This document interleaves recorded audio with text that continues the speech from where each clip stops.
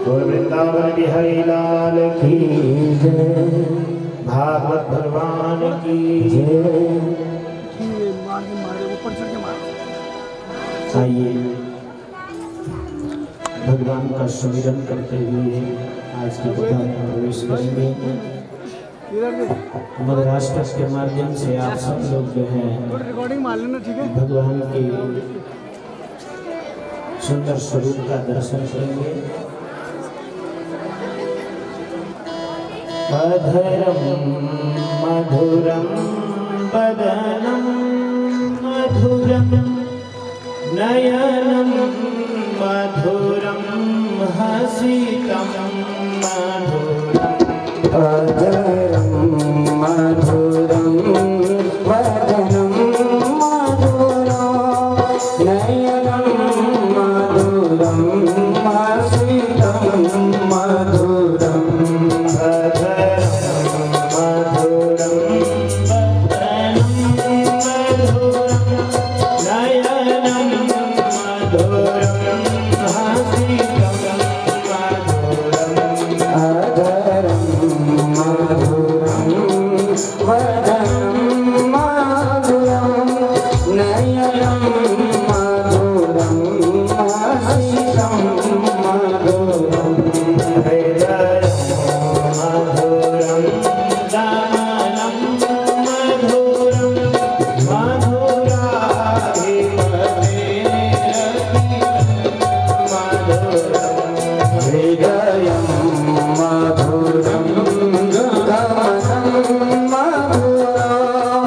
मधुरा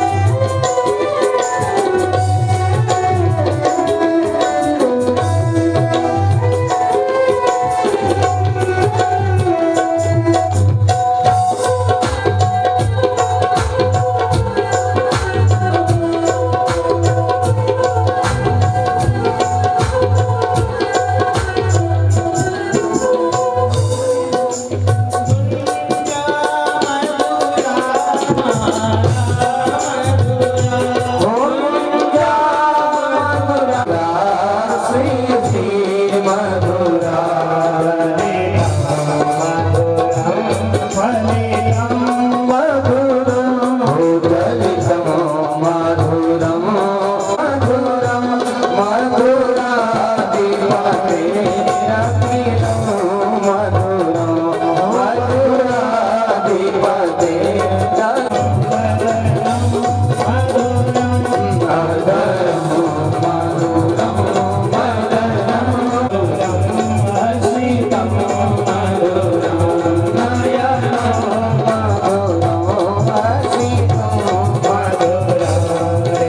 नागराज भगवान की जय, वीरगणेश्वर भगवान की जय, क्षेत्रपाल भगवान की जय, सभी देवी देवताओं की जय, पितृ देवताओं की जय।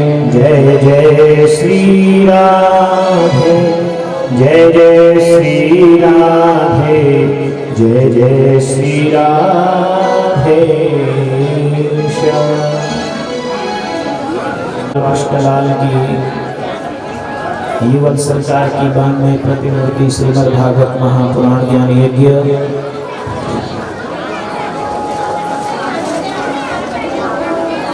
मंडप पर विराजमान समस्त देवी देवता, नगर देवता, ग्राम देवता, स्थान देवता, दाई तरफ बैठे हुए नील चीर विवेकीय सकल शास्त्र सर्वज्ञ वेद वेदांत को जानने वाले मेरे परम पूजनीय समागमनीय प्रातः स्मरणीय वंदनीय पूज्य आचार्य मंडलीय भू देवता, ब्राह्मण देवता, मेरी माई हो,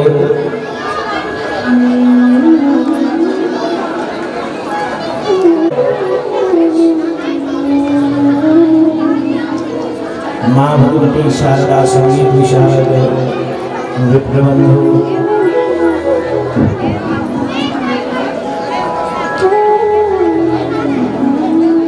परम समादरणीय प्रातः स्मरणीय वंदनीय मेरे परम पूजनीय गुरुदेव, आपके श्री चरणों में भी जो है बार बार वंदन करते हुए, नमन करते हुए समस्त भूदेवता, ब्राह्मण देवता, आगंतुक भगवत प्रेमी सज्जन वृंद, इस दिव्य भक्ति ज्ञान वैराग्य का जो अवतरण यहाँ पर हुआ है, इसका दिव्य सुआयोजन करने वाली हमारी इस भागवत कथा ज्ञान यज्ञ की जो समिति है, उसके समस्त पदाधिकारी गण,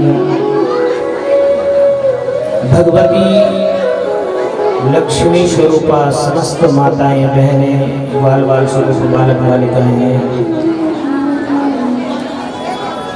अस्तु भगवान की दिव्य मंगलमयी कृपा से, दिव्य स्नेह से, दिव्य प्रेरणा से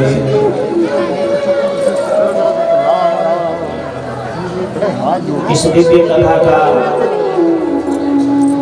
आज पंचम दिवस इस सायंकालीन बेला में आप सभी भगवत प्रेमी सज्जन वृंदों का जो है मेरी व्यासपीठ स्वागत करती है, सबको प्रणाम करती है, सबको नमन करती है, वंदन करती है। जिनकी दिव्य छाँव में हम निरंतर आज पंचम दिवस, प्रथम दिवस और 5वें दिवस तक जो है जिनके सानिध्य में छाँव में बैठ करके हम इस दिव्य कथा का रसास्वादन कर रहे हैं। माँ भगवती शारदा का ये सुंदर दिव्य मंदिर, वहीं पर विराजमान प्रभु श्री नागराज जी के चरणों में भी मैं बार बार कोटि वंदन नमन करते हुए, प्रणाम करते हुए जिस हेतु जो है ये गंगा यहाँ पर अवतरित हुई है हमारे नमाकोट में, जो कि हमारा जोशी परिवार समस्त सुन्नी ग्राम के जो पितृदेव एक वर्तमान जो इन सब के जो हैं किसी कारणवश कोई अधोगति में रह गया हो, उन सब पितरों को जो है भगवान के परम दिव्य धाम में स्थान दिलाने हेतु मैं भगवान आनंद कंद मुरली मनोहर देव के नंदन के श्री चरणों में यही बार बार प्रार्थना करूंगा कि हे प्रभु, हे करुणा निधान, हे दयापुर आत्माओं को जो है अपने श्री धाम में जो है अपने श्री चरणों में स्थान देना एवं जिन आपके जो है पुत्र पौत्रों ने ये दिव्य आयोजन यहाँ पर किया आपके उद्धारार्थ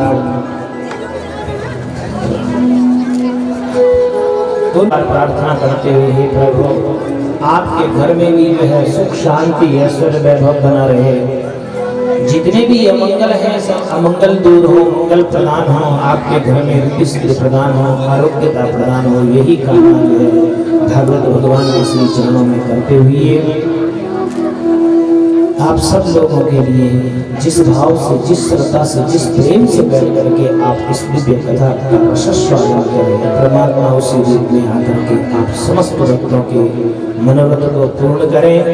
ऐसी दिव्य कामना भागवत भगवान से एक बार बड़े प्रेम से कहेंगे, बोलिए भक्तवत्सल भगवान की जय। कथा रूपी ज्ञान की गंगा के माध्यम से कल के प्रसंग में आपने और हमने जो है भगवान अनेक अनेक अवतारों की कथा सुनी और अंत में भगवान के जो है बाल स्वरूप बाल मुकुंद के झांकी के माध्यम से दर्शन कर हम लोग नंद बाबा के यहाँ जो है लाला का जन्म हुआ है, लाला का प्राकट्य हुआ है। सब ब्रजवासी बड़े आनंदित हैं, प्रफुल्लित हैं। जैसे ही देखो यहाँ जो है गोकुल में नंदा और सुनंदा दोनों भाभी की सेवा में लगी हुई थी। आज जब जो है सुनंदा को मालूम पड़ी सुबह 4 बजे की भाभी के बगल में नीलमणि जैसा बालक जो है खड़ा हुआ है, बैठा हुआ है, तो दौड़ी दौड़ी सीधे समाचार दिया किसको, भाई को समाचार दिया। भाई गौशाला में थे, गौशाला में ओम नमो भगवते वासुदेवाय मंत्र का जाप करना था, लेकिन वहाँ जब चल रहा है अभी तो हुआ नहीं, कब होगा, अभी तो हुआ नहीं, कब होगा, अभी तो ये जब चल रहा। लेकिन जैसे ही सुनंदा ने आवाज लगाई भैया, तो जब चलना भूल गए और सुनंदा की ओर बड़े, बोल बहन क्या समाचार लेके आई है। लेकिन सुनंदा ने बोलना बंद कर दिया, बोला भैया पहले ये बताओ कि क्या दोगे। और भैया ने जो है जो तिजोरी की चाबी थी बहन के हाथ में रख दी कि तुझे जो चाहिए तू रख ले, लेकिन कौन सा समाचार देने आनी तू जल्दी सुना मेरे कान पर से। बोला भैया आज तो आपका जन्म जन्मांतर का जो पुण्य है वो उदय हो गया है। जो आपने दान दिया, जो ब्राह्मण सेवा की, गौ सेवा की, संत सेवा की, उसका पुण्य आज आपके घर में जो है बालक के रूप में प्रकट हुआ मेरे भाई। जैसे नंद बाबा ने बालक के विषय में सुना तो आनंद का कोई ठिकाना नहीं रहा। मानो आज नंद बाबा को ब्रह्मानंद जो सबसे ऊपर है, ब्रह्मानंद उमड़ पड़ा नंद बाबा का।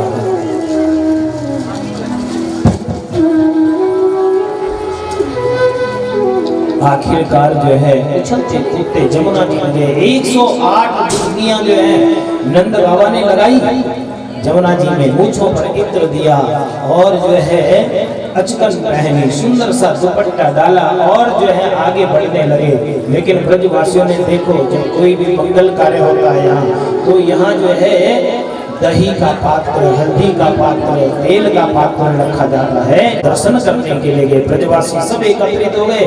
सब ने जो है नंद दर्शन करने के लिए जाएंगे कन्हैया का, बोला हाँ हटो रास्ते।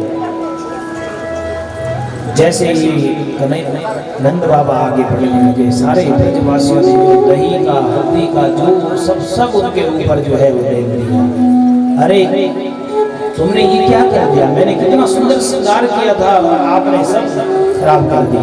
बोला बाबा इतनी अवस्था में अगर लाला होगा ना, आज 95 साल 90 के बाद जो है बालक हुआ है, तो इतने साल में बालक का प्राकट्य हुआ है तो खुशी का कोई ठिकाना नहीं है। इसलिए जो है जब इस अवस्था में बालक के दर्शन करेंगे तो ऐसे ही जाएंगे। अरे आपकी जो नजर आपको लग रही है उसकी आपकी नजर जो है बालक पर लग जाए। जो है बाबा धीरे धीरे आगे बढ़ने लगे। जैसे कक्ष में गए थे, जब बालक का दर्शन किया तो सबसे पहले यदि किसी को याद किया तो अपने पितृ देवताओं को याद किया, क्योंकि पितृ के बराबर कोई देवता नहीं होता मेरे भाई।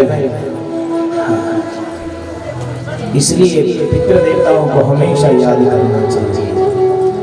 और आपका हमारा सौभाग्य है कि हम याद नहीं उनकी याद में जो है ये सप्त दिवस तक जो है ये दिव्य अनुष्ठान, जो भागवत की कथा देवताओं तक जो है सुलभता से प्राप्त नहीं होती है, वो भागवत की कथा जो है समस्त जोशी परिवार में कुटुंब ने जो है अपने पितरों के उद्धारार्थ ऐसी दिव्य ज्ञान की गंगा का आयोजन किया है।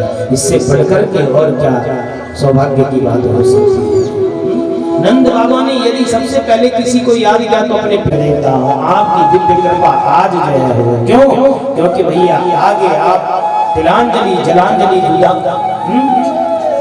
तिलांजलि जो है यहाँ ब्राह्मण देवताओं ने सुना कि नंद बाबा के यहाँ लाला हुआ है तो सांडिल्य मुनि जो पुरोहित हैं वो 108 ब्राह्मण देवताओं को लेकर के जो है यजमान के घर में गए और जाकर संस्कार किया। वाचयित्वा स्वस्तयनं जातकर्मात्मजस्य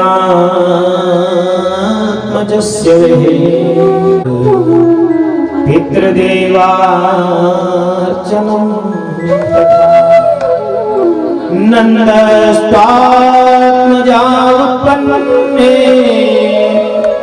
जाताराधो महामनः आहूय विप्रां देवज्ञान स्नात सुचिर अलंकृतः।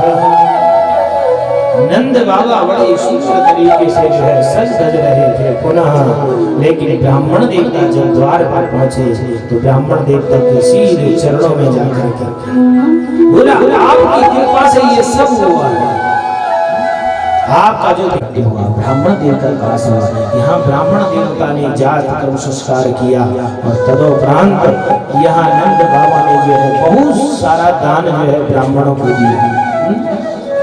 क्या दिया? लब्धेनु नाम्योते प्रासाद विप्रेभ्यः समलंकृते तिलादीन शस्त्ररत्नौघ साधको भंगरा कृता। 2 लाख गाय जो है यहाँ नंद बाबा ने ब्राह्मणों को दान में दी। 2 लाख गाय, और ऐसी साधारण गाय नहीं दी, जिनके साथ में छोटा बछड़ा था जो दूध देने वाली गाय होती। ऐसे नहीं कि कई से बंध्या कई वर्षों की बंध्या गाय को जो है लोग दान में दे देते हैं, ब्राह्मण को दान में दे। ऐसी गाय दान में नहीं दी जो है दूध देने वाली गाय है। और कैसे सजा करके दिया, बोला जो सींग होते हैं ना, सींगों में जो है सोना लगा करके दिया, और जो गाय के खुर होते हैं उसमें जो है चांदी मिला करके दी। ऐसी 2 लाख गाय जो है ब्राह्मण देवताओं को दान में दी। और 7 तिल के पहाड़ बनाए और उनके ऊपर सोने से जो है उनको ढका मढ़ा। ऐसे 7 तिल के पहाड़ जो हैं ब्राह्मणों को दान में दिए, क्योंकि उसी दान के पुण्य से, उसी दान के प्रताप से जो है नंद बाबा के यहाँ लाला का प्राकट्य हुआ मेरे भाई। क्योंकि द्वापर का ऐसा नियम था कि जब तक जो है दान नहीं दिया जाता तब तक जो है कोई घर में बालक का प्राकट्य नहीं होता। जैसे त्रेता युग में होता है ना, त्रेता युग में सूर्य वंश में भगवान आए, लेकिन सूर्य वंश का नियम था कि जब तक पुत्रेष्टि यज्ञ नहीं करते तब तक जो है घर में संतान नहीं होती। ऐसे ही द्वापर युग का था कि भैया, क्योंकि जब से सतयुग में अनंत अनंत वर्षों तक जो है जप करना पड़ता था, तब जाकर के भगवान का आशीर्वाद प्रदान होता, भगवान का प्राकट्य होता, भगवान का दर्शन होता। त्रेता युग में जो है अनंत वर्षों तक जब जो है यज्ञ करना पड़ता तब जाकर के भगवान के दर्शन होते, और यहाँ द्वापर युग में अनंत अनंत वर्षों तक दान करना पड़ता तब जाकर के भगवान के दर्शन हुए लाला का। और कलयुग के लिए केवल और केवल इतना बताया है कि भैया कलयुग में केवल और केवल राम का नाम जप लीजिए, नाम को पकड़ लीजिए, उस नाम के परिणाम से, उस नाम के फल से जो है हम इस भवसागर से पार हो जाएंगे। उसी नाम को पकड़ करके जो है हम भगवान का साक्षात्कार कर सकते हैं। केवल नाम जपते रहो बस। कलयुग में केवल नाम, कलयुग केवल नाम आधारा, कलयुग केवल नाम आधारा, कलयुग केवल नाम आधारा, कलयुग केवल नाम आधारा, सुमिर सुमिर उतर नहीं पारा, सुमिर सुमिर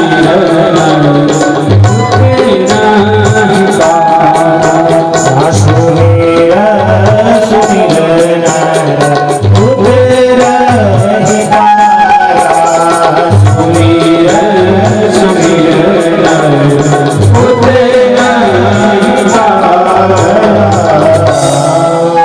कलयुग में केवल और केवल नाम को पकड़ लीजिए। इसलिए दान के प्रताप से जो है आज नंद बाबा के यहाँ इस अवस्था में लाला का जन्म हुआ है। सब प्रकार का आनंद, ब्राह्मणों को दान दिया, ब्राह्मणों को जो है विदा किया। इतने में जो है ब्रज में यहाँ एक वृषभानु नाम के राजा रहते हैं सज्जनों। इनके यहाँ 11 बहनें पूर्व जो है एक बालिका का प्राकट्य हुआ जिसका नाम था राधा।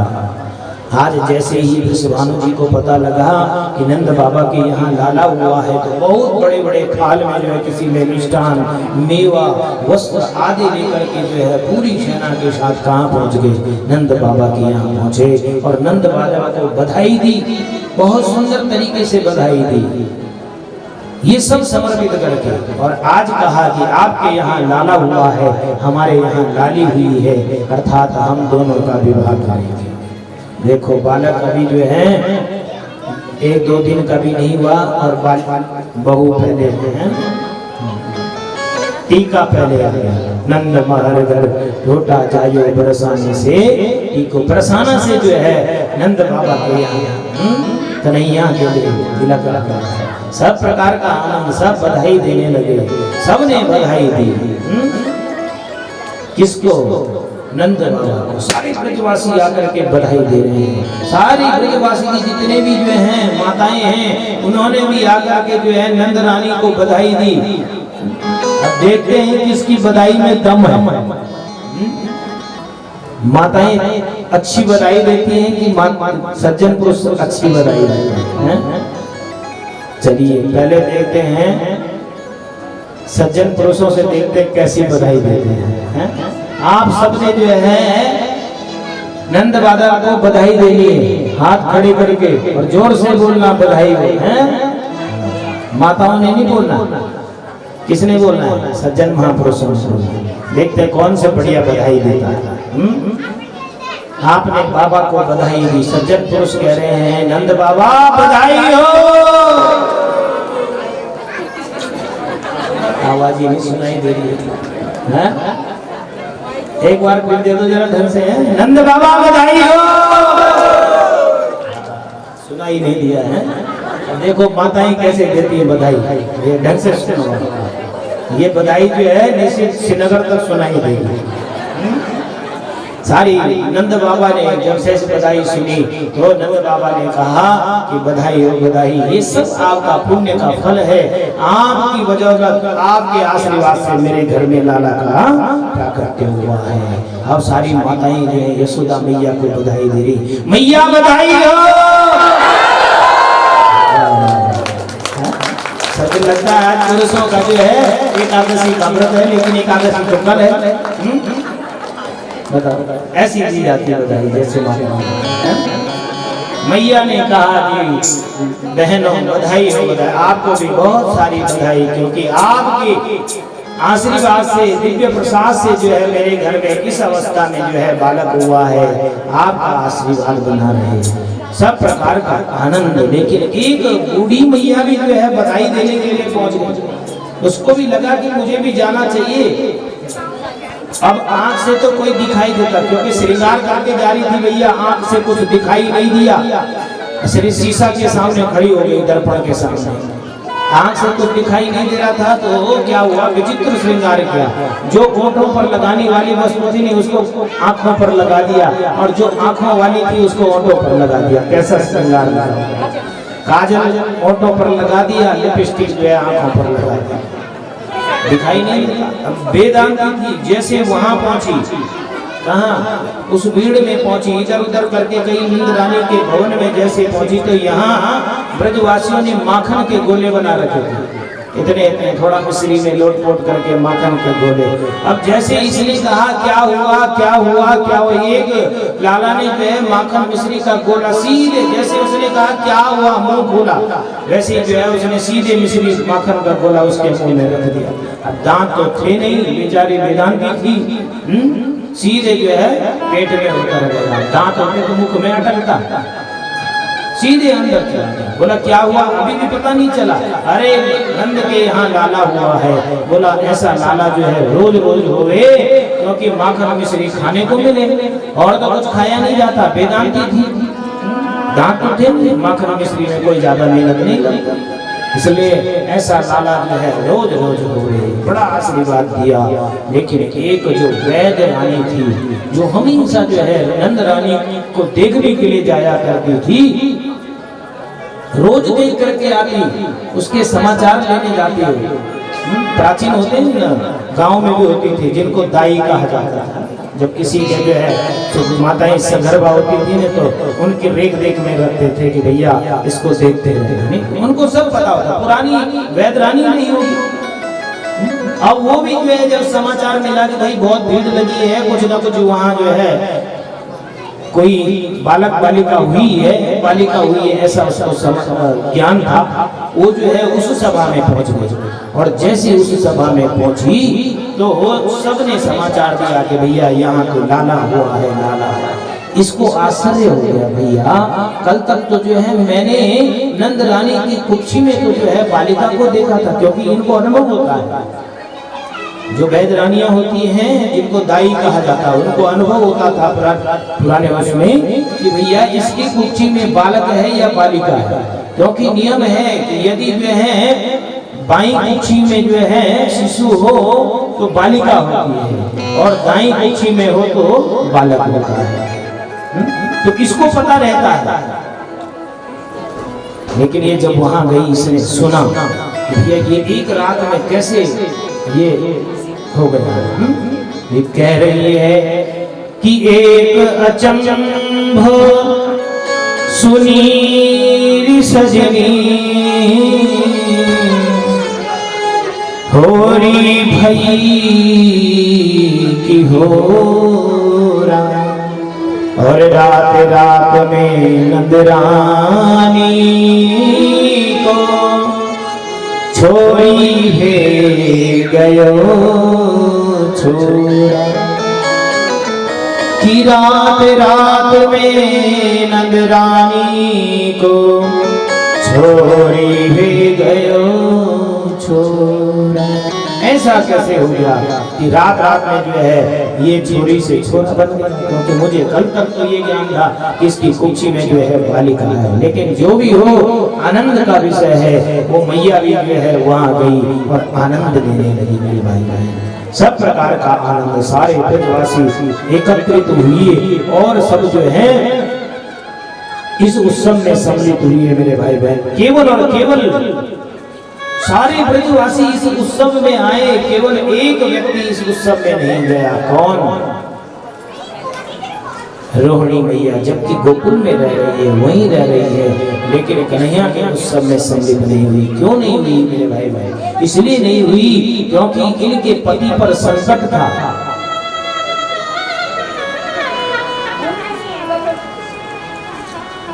पति जो है कारागार में थे, नंद बाबा वसुदेव और देवकी कहाँ? कंस की कारागार में बंद थे। फिर संकट भी था, सारे पुत्रों को जो है कंस ने मार दिया। इसलिए संकट में थे पति, पति पर संकट था। इसलिए पति पर संकट हो तो पत्नी को अधिक उत्सवों में नहीं जाना चाहिए, उत्सव में सम्मिलित नहीं होना चाहिए, ऐसा भागवत कहती है। लेकिन किस उत्सव में? बोला सांसारिक जो उत्सव है उन उत्सवों में नहीं जाना चाहिए। यहाँ नंद बाबा को पता लगा कि भैया एक इस उत्सव में नहीं आया है। कौन? रोहिणी च महाभाग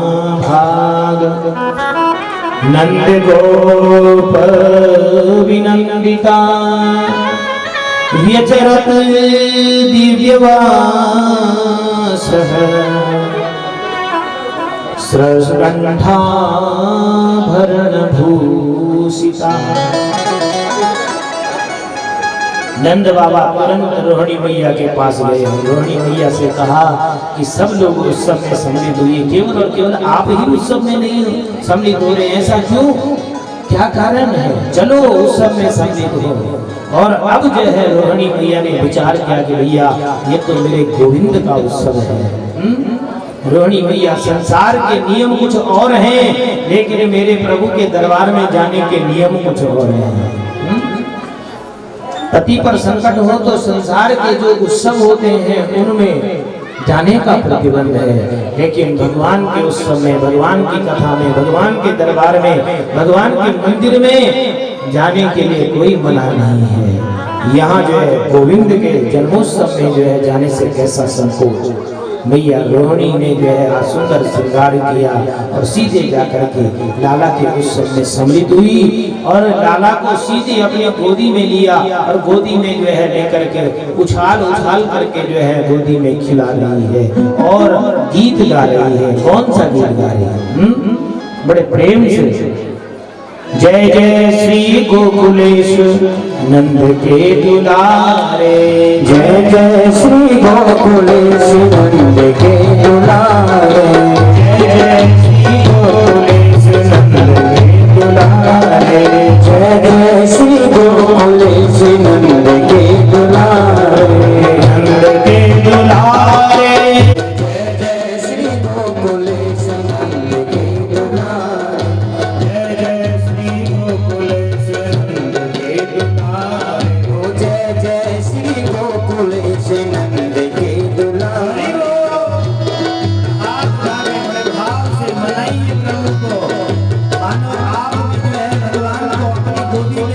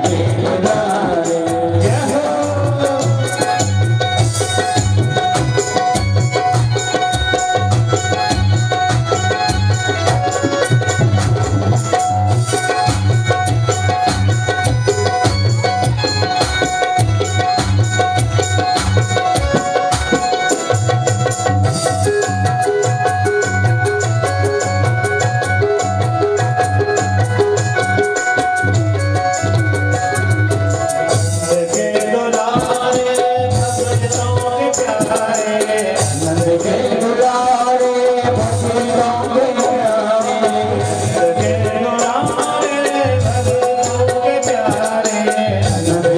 दुलारे भक्तों के प्यारे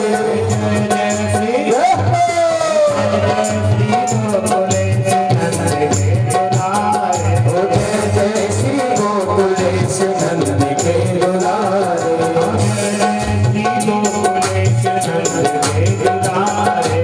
जय श्री गोकुलेश नंद के दुलारे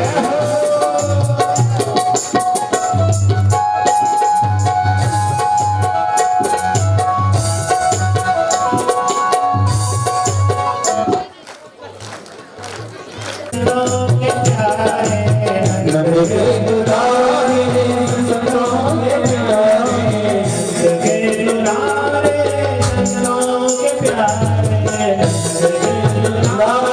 संतों के प्यारे दुलारे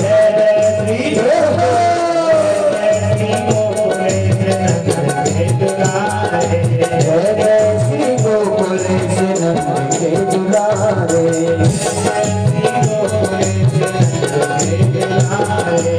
जय श्री गोकुलेश नंद के दुलारे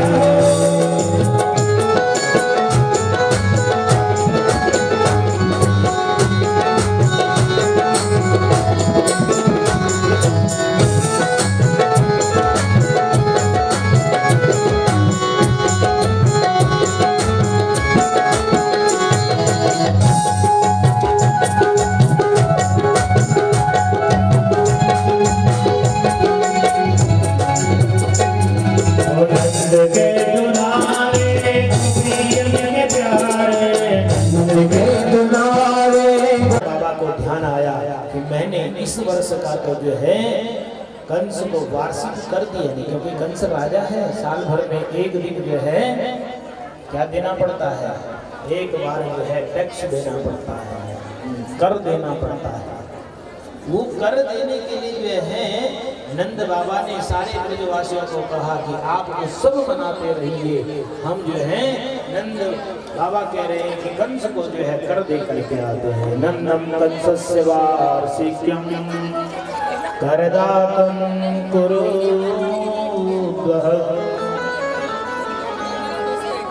और जो है कर देने के लिए कहाँ चले गए, बोला कंस के यहाँ गए, कंस को कर दिया वार्षिक। उसके बाद जब वापस आ रहे थे तो जो है मेरू के समान समझे, निजे दुख गिरी सम रजे कर जाना, निजे दुख रजे।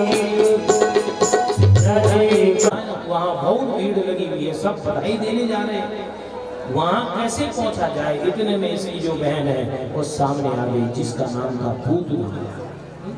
ये आगे आई, इसने कहा मैं जाऊंगी वहाँ उसको मारने के लिए नंद बाबा के यहाँ। कंस ने पूछा कि तुम कैसे जाओगे, अपने स्वरूप को कभी शीशे दर्पण में देखा है कैसे? अरे तुझे तो वहाँ हर कोई पहचान लेगा, उस सभा में कैसे जाएगी तू? बोला वो चिंता मत करो भैया, पहले आप ये बताओ कि यदि मैंने उसको मार दिया तो आप क्या करोगे? कंस ने कहा यदि आपने उसको मार दिया तो जो आप कहोगे वो आपको मिलेगा, जो आप कहोगे। तो ये प्रसन्न हो गई। पर लेकिन कंस ने पूछा कि तुम जाओगी कैसे, ये तो बताओ।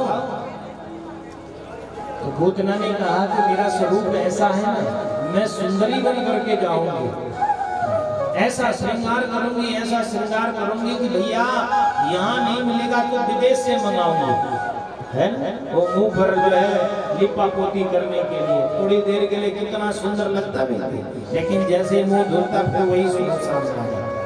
आजकल लगाते ना लोग जगह जगह से मंगा करके जो है। हाँ, उसने भी कहा कि ऐसा पलस्तर करूंगी, ऐसा पलस्तर करूंगी कि उस सभा में किसी को पता ही नहीं लगेगा कि ये पूतना है। और इसमें भी भैया अगर किसी को पता लगे तो आगे से घूंघट लेकर के चली जाओ।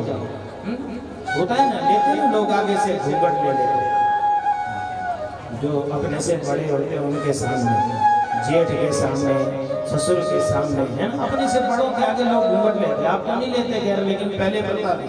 वैसे हमारे यहाँ की प्रथा नहीं है, तो देहातों की प्रथा है, और वैसे हिंदू धर्म की प्रथा भी नहीं है। ये जो है इसकी है मुस्लिम धर्म की है, वही जो है। लेकिन पहले थोड़ा सा पर्दा होता था कि भैया कोई बड़ा आ गया तो आगे जो है थोड़ा सा पल्लू रख लेते थे। इसने कहा मैं पल्लू लेकर के चली जाऊंगी, और उसमें तो कानों कान किसी को खबर नहीं होती है। पल्लू के अंदर से जो है जेठ जी के सामने तो पल्लू ले लिया, ससुर जी के सामने तो पल्लू ले लिया, लेकिन अब क्या भरोसा, दिखाने के लिए तो पल्लू ले लिया, लेकिन अंदर से पता नहीं गालियां पड़ रही है, क्या पड़ रही है, किसी को पता है? गाली दे रही है, क्या दे रही है, कुछ नहीं। बोला ऐसा पल्लू लेकर के जाऊंगी, किसी को कानों कान खबर नहीं होगी। कई लोग तो कथा में भी आ जाते, नहीं यहाँ नहीं, लेकिन हाँ शहरों में देखा है लोग पल्लू लेकर के जाते हैं आगे। अब पता ही नहीं चलता, कथा सुनते हैं कि आनंद पूर्वक नींद ले रहे हैं, नहीं अंदर सो रहे हैं मजे से। व्यास जी को भी पता ही नहीं लगा कि वो कथा सुनने की सो रहे हैं। ऐसे अनेक काम हो जाते हैं पल्लू को।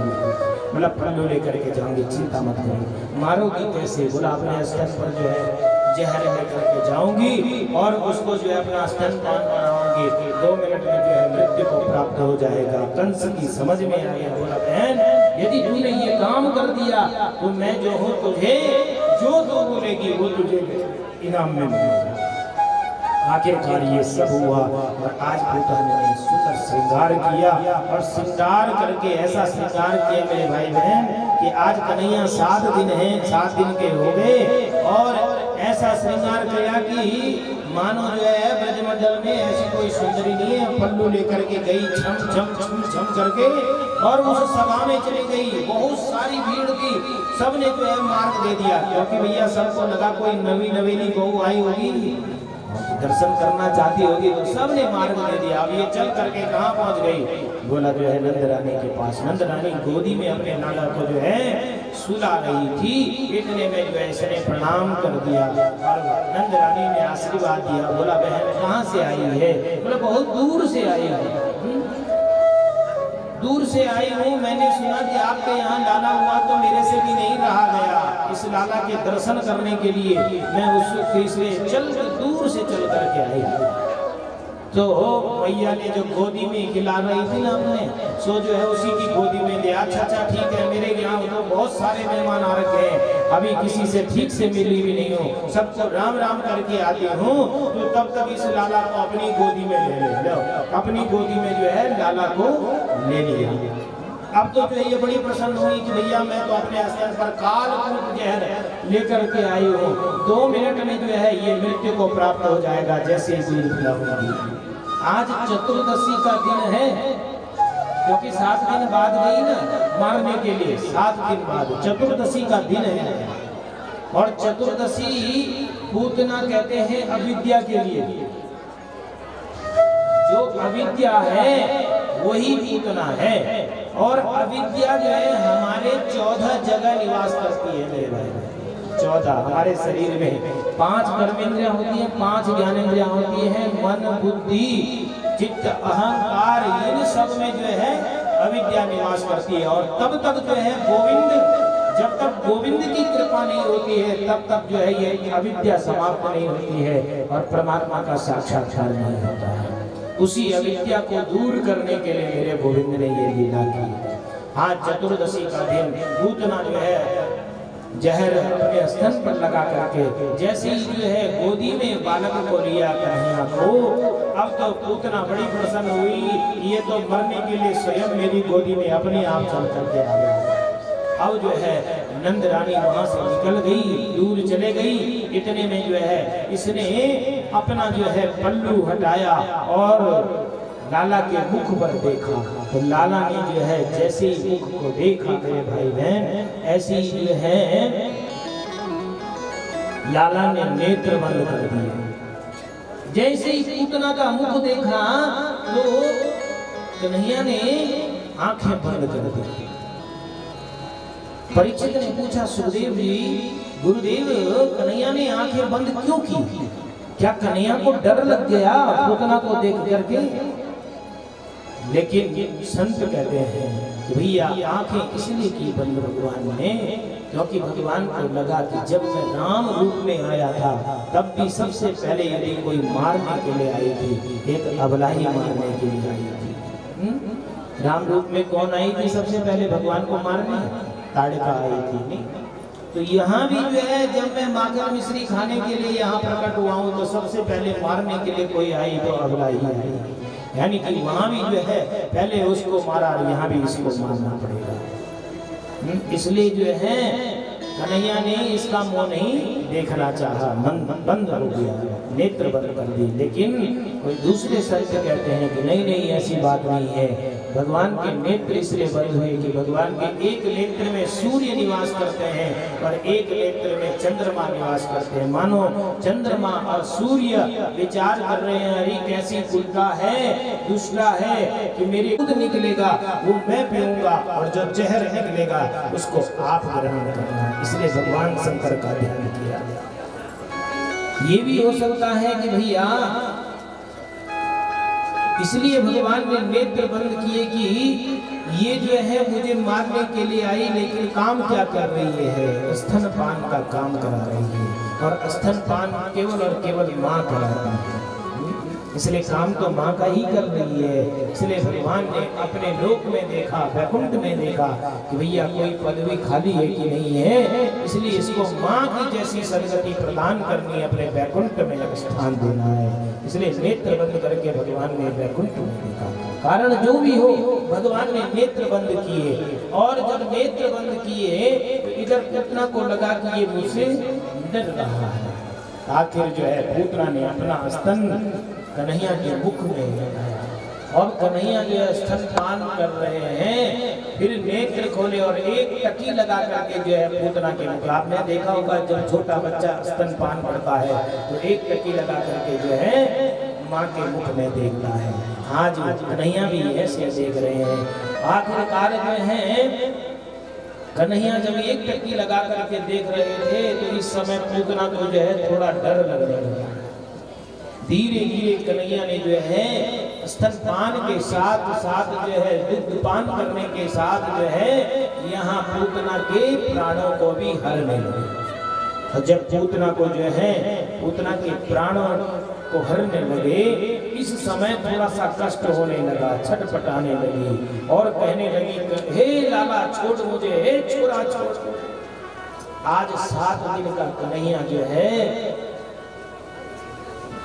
इतनी स्पष्ट भाषा में बोला, 7 दिन का इतनी स्पष्ट भाषा में बोला कि अरे मैया मौसी जी, मुझे तो पकड़ना आता है, छोड़ना नहीं आता है। जिसको मैं एक बार पकड़ लेता हूँ उसको फिर जीवन भर नहीं छोड़ता हूँ। जब इस तोतली भाषा में कन्हैया ने कहा तो पूतना को लगा, रे भैया ये तो अभी 7 दिन का है और इतनी स्पष्ट शब्दों में बोल रहा है। पूतना को और डर लगने लगा मेरे भाई, और जैसे ही डर लगने लगा सो जो है धीरे धीरे जो है भगवान इसके प्राणों को हरने लगे। सामुंच मुंचालमिति प्रभासनि निस्विद्यमाना अखिल जीव मर्मणि विवृत्य नेत्रे चरणों भुजे मोह प्रस्मित दाता क्षिपति दुरोदः। पूतना के धीरे धीरे जो है प्राणों को आकर्षण करने लगे और जैसे ही जो है पूतना के प्राण निकलने के लिए तो वास्तविक स्वरूप सामने आ गया। जब अंत समय होता है ना तो जीव का जो है वास्तविक इसके मन में क्या है, ये क्या कहना चाहता था, क्या करता था, ये जो है प्रकट हो जाता है। ऐसी जो है राक्षसी स्वरूप में जो है प्रकट हो गई। यहाँ कन्हैया ने जो है धीरे धीरे यहाँ पूतना के प्राणों को हर लिया है। बोल कन्हैया लाल की। पूतना को जो है जब प्राणों को हरा मेरे भाई बहन, इसलिए मैं पूतना का इतना विशाल शरीर पूतना की छाती में लेटा हुआ स्तन मुख से लगा रखा। तुरंत मैया ने जो है इसको डाला को लिया गोदी में और कहाँ लेकर के गई, सीधे जो है गाय के गौशाला में लेकर के गई और गौशाला में जो है पहले गोमूत्र से स्नान कराया और फिर जो है गाय के पूंछ से उस पर रखवाली कर रही है, झाड़ा दे रही है गौशाला में। भागवत का सिद्ध मंत्र है, बच्चों पर नजर लग जाए, बच्चों में कोई दोष न जाए तो इस मंत्र से जो है रखवाली कर दीजिएगा मेरे भाई। गाय के पूंछ से जो है रखवाली कर रही है। नाम किसका ले रही है? गोविंद का ले रही है। मेरे गोविंद के नाम को लेकर के जो है गोविंद पर झाड़ा दे रही है। भगवान मंद मंद मुस्कुरा रहे हैं कि मेरी माँ कितनी गोरी है, मेरे नाम से ही मेरे ऊपर रखवाली। मंत्र क्या कह रही है? इंद्रियाणि ऋषिकेश प्राणान नारायणो वतः श्वेतद्वीप पतिश्चित्तम मनो योगेश्वरो वतुः कृष्णगर्भस्तुते बुद्धि आत्मनं भगवान परः क्रीडन्तं पातु गोविन्दं शयनं पातु माधवः। मेरे लाला की इंद्रियों की रक्षा जो है भगवान ऋषिकेश करें, प्राणों की रक्षा जो है नारायण भगवान करें, श्वेत द्वीप की रक्षा जो है श्वेत द्वीप भगवान मेरे लाला के चित्त की रक्षा करें और मन की रक्षा जो है योगेश्वर भगवान करें। खेलते हुए बालक की रक्षा गोविंद करें, सोते हुए बालक की रक्षा जो है माधव भगवान करें। ऐसे ऐसे नाम लेकर के जो है झाड़ा दे रही है, रखवाली कर रही है मेरे भाई। भगवान मंद मंद मुस्कुरा रहे हैं कि भैया नाम, मेरा नाम लेकर के मेरे ऊपर रखवाली करिए। लेकिन भगवान को क्या पता कि भगवान से बढ़ करके भगवान का नाम होता है। कहाँ लगी नाम बड़ाई, कहाँ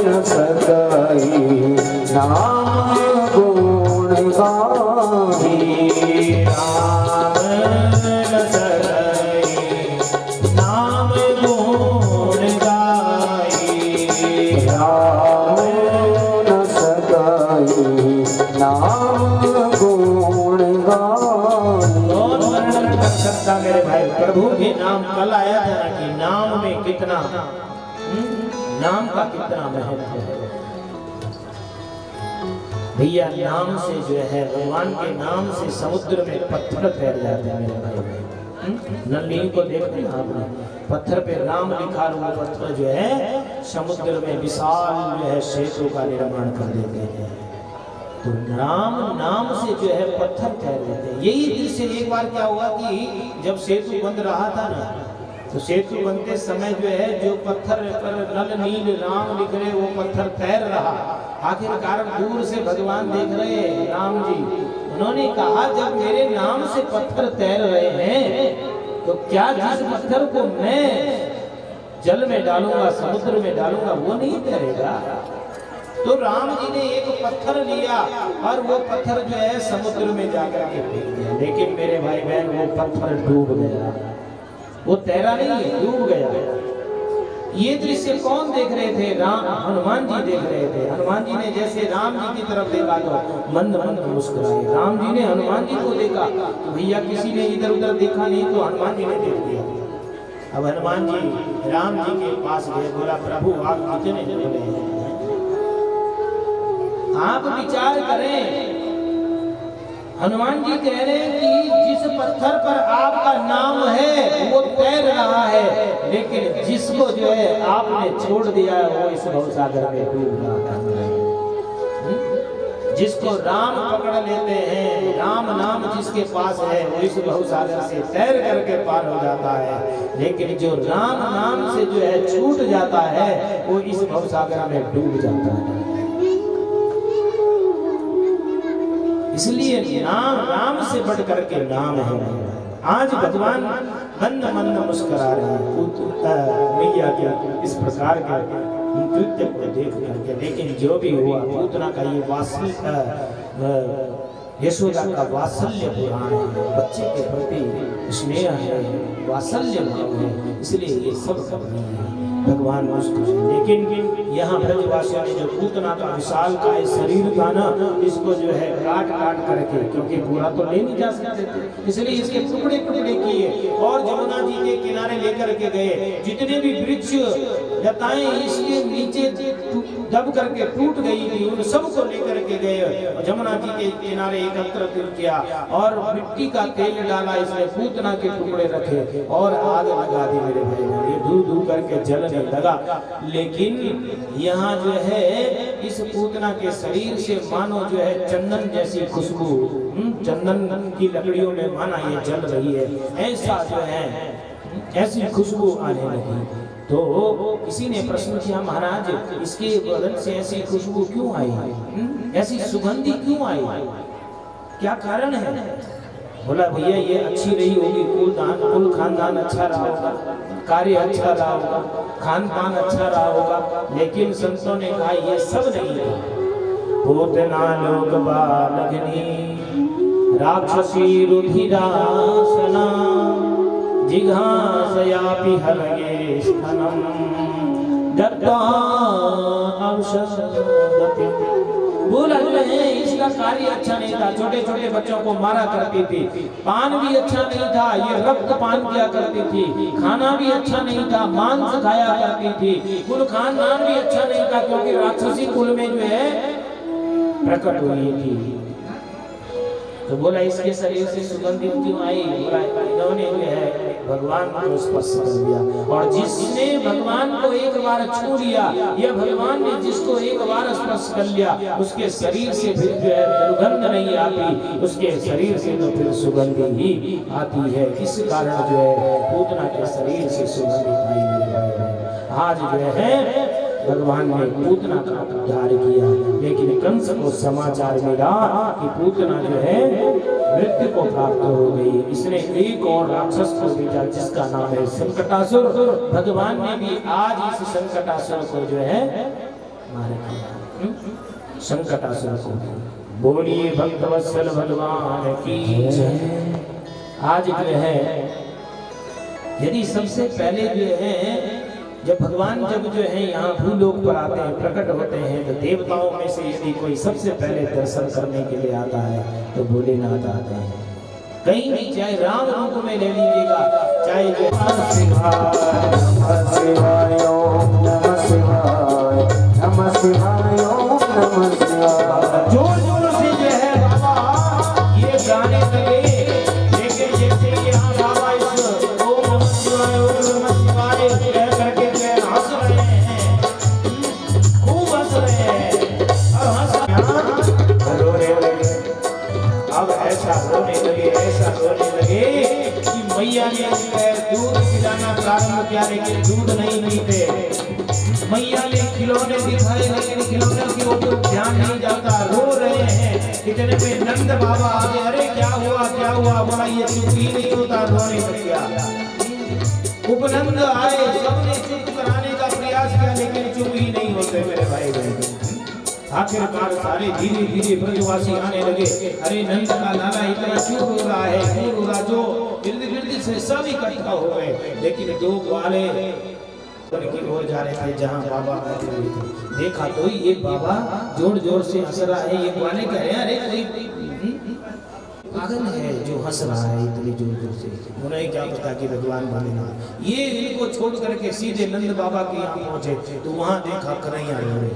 अब इनको आश्चर्य हुआ, इन्होंने मैया से कहा मैया हम जब रास्ते से आ रहे ना तो एक बाबा जोर जोर से हंस रहा था और ओम नमः शिवाय ओम नमः शिवाय घर में आया था दर्शन करने के लिए। हो सकता है वो कुछ जादू टोना करके चला गया, कुछ गड़बड़ हो गई है। अब तो जो है तुरंत किसको भेजा, उन दोनों बालकों को भेजा कि जाओ जाकर के जो है नंद रानी ने कहा कि हे बाबा आप जो हैं, नंद रानी ने आपको बुलाया है। ऐसे दोनों दौड़े दौड़े गए और वहां जाकर के कह रहे हैं कि चल रे योगी, चल रे योगी नंद भवन में, तोहे यशोदा माई बुलावे, वाके लाला को नजर लगी है, राइलों ने करवा। हे बाबा आई है, चलो लगता है उसके लाला को जो है नजर लग गई है, रो रहा है, उसमें थोड़ा सा आप रखवाली कर दो। नंद रानी आपको बुला रही है, लेकिन बाबा नहीं गया। बाबा ने कहा कि जब नंद रानी स्वयं आएगी तब मैं जो है नंद रानी। आज नंद रानी स्वयं जो है बाबा को लेने के लिए गई। तब बाबा जो है कहाँ पहुंचे, महल में पहुंचे। और जैसे महल में पहुंचे, कन्हैया के कक्ष में पहुंचे, और जैसे कन्हैया ने भोले बाबा का दर्शन किया मेरे भाई बहन, कन्हैया हंसने लगे। भगवान भोलेनाथ के नेत्र सजल हो गए। बोलिए शंकर भगवान की जय। जी भर गया। भोलेनाथ मन ही मन कह रहे हैं, अरे प्रभु बड़े आनंद में हो हैं, पलना में झूल रहे हो। दोनों की मन ही मन बातें हुई। भगवान बाल मुकुंद में भी जो है भोलेनाथ पर जो है मंद मंद मुस्कुरा रहे हैं। उस लीला को देख सज्जनों, अब तो कन्हैया हंसने लगा। बाबा ने जी भर के दर्शन किया। अब जाने की तैयारी हुई तो सो जो है नंद रानी ने और नंद बाबा ने रोक दिया। बोला नहीं नहीं, अब आप मत जाओ, अब यही रहो। ये कहने लगे कि रह रे योगी नंद भवन में, ब्रज में वासो कीजे, जब जब मेरो लाला रोवे, तब तब दर्शन भी। आप यही रहो, जब भी मेरा लाला रोएगा ना तब जो है आप दर्शन देना। ऐसा प्रणाम किया। बोला दर्शन देना, अरे मैं तो कह रहा हूँ आप रोने की बात कर रहे हो। आप तो जिंदगी भर आपका लाला रोएगा नहीं, औरों को रुलाएगा, किसी को हंसाएगा। आज के बाद आपका लाला रोएगा नहीं, ऐसा मेरा आशीर्वाद है। सज्जनों, ये सब बातें हैं। अगर यदि आप मुझे यहाँ रखना चाहते हैं तो मैं आपसे निवेदन करूं कि अपने जो है आंगन में मेरी पिंडी की स्थापना कर दीजिए। और एक और निवेदन करूं कि जब भी आप अपने लाला को स्नान कराएं ना, आपके लाला का जो स्नान ऊपर गिरे, ऐसा मेरी पिंडी की स्थापना कर दीजिएगा। तभी नंद बाबा ने और नंद रानी ने अपने आंगन में जो है भगवान शंकर की पिंडी की स्थापना की, भगवान शंकर का मंदिर बनाया। और यही भगवान का एक नाम पड़ गया नंदेश्वर महादेव। बोलिए नंदेश्वर महादेव की जय। बोले बाबा दर्शन करके चले गए। सज्जनों, इतने में जो है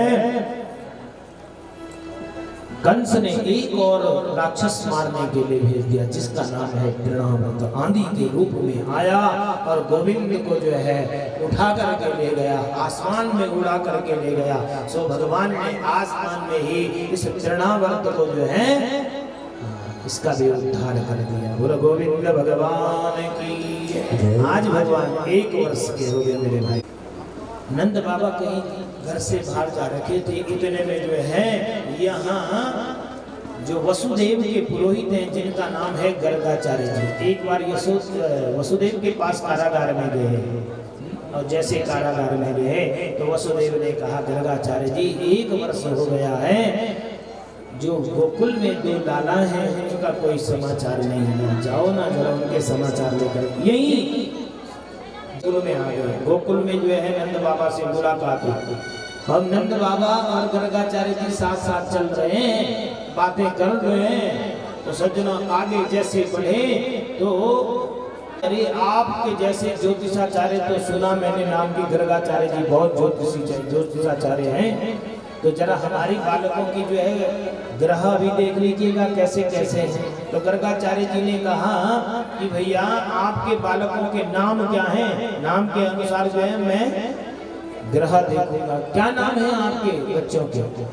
तो तब नंद बाबा को ध्यान आया, हे भगवान अभी तो नामकरण किया ही नहीं है, नामकरण संस्कार नहीं किया, बोला नाम तो कुछ रखा ही नहीं अभी। गर्गाचार्य जी ने पूछना कितने समय के होंगे? बोला 1 वर्ष के हो गए। 1 वर्ष के बालक हो गए और अभी नामकरण संस्कार नहीं हुआ? बोला नहीं। तो बोला नामकरण संस्कार यहाँ नंद बाबा ने कहा कि आप जैसे विद्वान हमारे यहाँ आए हैं, लेकिन गर्गाचार्य जी ने कहा कि अहम यदो नाम आचार्य ख्यातस भुवि सर्वतः सुतं मया संस्कृतं ते मन्यते देवकी सुतः। मैं संस्कार किया तो आपके बच्चों पर संकट आ जाएगा, इसलिए मैं नाम का संस्कार नहीं कर सकता, आपके बच्चों को संकट में नहीं डाल सकता। हाँ, एक उपाय कर सकता हूँ भैया, चुपके से गोपनीय विधि से, यानी कि गौशाला में जाकर के नामकरण संस्कार कर सकता हूँ। सो जो है आज नंद बाबा तैयार हो गए, गर्गाचार्य जी को सीधे गौशाला में ले जाकर के पधरा दिया। यहाँ यशोदा मैया और नंद रानी के पास जाकर के, रोहिणी मैया के पास जाकर के कहा कि भैया आप जो हैं अपने को तैयार करके जो है गौशाला में आ जाए। एक बहुत ज्योतिषी बाबा आए हैं, वही जो है हमारे बच्चों का नामकरण संस्कार करेंगे। और यहाँ नंद रानी और रोहिणी मैया जो है बड़ी आपस में जो है चर्चा कर लेंगे। जब भी नंद बाबा आते हैं तो ज्योतिषाचार्य ये सब कहते हैं मेरे भाई, बड़ी तारीफ करते हैं। आज जो है थोड़ा सा परीक्षा ले लेते हैं। तो यहाँ नंद रानी ने और रोहिणी मैया ने जो है अपने अपने बालकों की अदला बदली कर दी। दोनों ने एक दूसरे को, माने यशोदा मैया ने जो है रोहिणी के बालक को पकड़ लिया, रोहिणी मैया ने यशोदा मैया के बालक को पकड़ दिया। और जैसे ही जो है अंदर गौशाला में प्रवेश किया, दोनों गर्गाचार्य जी के सामने बैठ गई। अब गर्गाचार्य जी ने जैसे ही जो है कन्हैया को देखा तो देखते ही रह गए, नेत्र खुले के खुले रह गए, नेत्र खुले के खुले रह गए। काफी देर हो गई, 1 मिनट 2 मिनट 3 मिनट 5 10 15 20 मिनट हो गए, नेत्र पलक ही नहीं झपकते। और जब पलक नहीं झपके मेरे भाई बहन तो क्या हुआ? यहाँ नंद रानी को लगा कि भैया ये बाबा तो कुछ बोलते नहीं। नंद बाबा तो कह रहे थे कि बहुत ज्योतिषाचार्य है, लेकिन लगता है ये तो मूर्ख हैं, कुछ बोलते ही नहीं। काफी और देर हो गई, लेकिन जब पलक नहीं झपके तो नंद रानी को लगा कि ये बाबा तो जो है लगता है कुछ गड़बड़ है। आंखों के सामने ऐसे हाथ को हिलाया तो भी पलक नहीं झपके, क्योंकि भगवान की समाधि लग गई। भगवान को देख करके गर्गाचार्य जी की समाधि लगी, नेत्र खुले के। 2 प्रकार की समाधि होती है, एक होती है त्राटक समाधि, एक होती है ध्यान समाधि। आंख खुले के खुले। कभी कभी होता है हमारे सामने ऐसी घटना घट जाती है कि हम देखते ही रहते हैं, नेत्र बंद नहीं करते, अनायास रसा, उसको कहते हैं त्राटक समाधि। और एक होती है ध्यान समाधि, नेत्र बंद करके अपने आराध्य का ध्यान करते हैं। तो यहाँ गर्गाचार्य जी की त्राटक समाधि देखते ही रह गए। आखिरकार जो है जो यशोदा मैया को लगा कि लगता भैया मैं पलक नहीं झपक रहे, लगता ये जो है चले गए। तब हाथ से जो है थोड़ा सा हिलाया, तब गर्गाचार्य जी कह रहे हैं, अरे मैं तो नामकरण संस्कार करने के लिए आया था। हाँ, मैं नामकरण संस्कार करता हूँ। और अब जो है गर्गाचार्य जी दोनों बालकों का नामकरण संस्कार करते हैं। अयम ही रोहिणी पुत्रो रमयन सुहृदये गुणे आख्यास्तते रामैति बलाधिक्यात् बलं विदुः। हे यशोदा मैया, जो आपकी गोदी में जो बालक है वो आपका बालक नहीं है, ये तो रोहिणी का बालक है। जैसे ये बात कही तो यशोदा मैया को लग गया कि भैया ये सच्चे पक्के ज्योतिषी हैं। 1 मिनट में पता लगा दिया कि ये मेरा बालक नहीं है, तो रोहिणी का बालक है। और जो आपकी गोदी में बालक है मैं उसका नामकरण संस्कार करता हूँ। ये रोहिणी का पुत्र है, इनका नाम है राम, लेकिन बल की अधिकता के कारण जो है इनका नाम हो जाएगा बलराम। जगत के कल्याण के लिए जो है ये आए हैं, इसलिए इनका बल जो है कल्याण करने के लिए होगा। इसका नाम जो है बलभद्र हो जाएगा। हल मुसल रखने के कारण इनका नाम जो है हलधर हो जाएगा। इनका नाम जो है दाऊ दयाल हो जाएगा। एक गर्भ से, देवकी के गर्भ से ले जाकर के रोहिणी के गर्भ में जो है इनको स्थापित किया आकर्षण के माध्यम योग माया के माध्यम से। सो इसी के कारण इनका नाम जो है संकर्षण हो जाएगा। अनेक नाम रखे। अब जो रोहिणी के गोदी में जो बालक है उसके नाम का संस्कार हासन वर्णास्त्रयो हास्य गृहतोनुयुगं तनो शुक्लो रक्तस्तथा पीता इदानीं कृष्णतां गतः। पहले इनका वर्ण शुक्ल होगा, दूसरे में इनका वर्ण रक्त होगा, तीसरे में इनका वर्ण पीत होगा। शुक्ल रक्त और पीत वर्ण के योग से जो है इनका वर्ण जो है कृष्ण हो जाएगा, इसलिए इनका नाम मैं कृष्ण रखता हूँ। माता कभी जो है इनको वसुदेव पुत्र भी बनना नहीं, वसुदेव पुत्र बन चुके हैं, इसलिए इनको लोग जो है वासुदेव भी कहेंगे। और जो है इनका नाम मधुसूदन भी होगा, मुरलीधर भी होगा, गोविंद भी होगा, माधव भी होगा। भक्त अपनी अपनी श्रद्धा से प्रेम से भाव से जो है इनका अलग अलग नामकरण संस्कार करेंगे। जो आप करके वहाँ ऋषि मुनि नंद तमाम नाम गर्ग मुनि ने धर्यो कृष्ण कन्हैया श्याम। कि नाम गर्ग मुनि ने धर्यो कृष्ण कन्हैया श्याम। अनेक नाम गर्गाचार्य जी ने रखा मेरे भाई बहन। और भगवान के नाम जैसा जो है भगवान ने काम किया उसके अनुसार भगवान का नाम बना है। अलग अलग भक्तों ने जो है आइए हम भी जो है भगवान के दिव्य नामकरण संस्कार में अनेक नामों का सुमिरन करें हैं। 2 मिनट भगवान का संकीर्तन तदोपरांत आगे किया। आइए भगवान के नामकरण संस्कार में सम्मिलित होते हैं। कोई कहे गोविंद, कोई गोपाला, कोई कहे गोविंद, कोई गोपाला। मैं तो कहूँ सावरिया बांसुरिया गोविंदा गोविंदा गोपाला। हरि बोल। सब तालियों से सेवा करेंगे बड़े भाव से।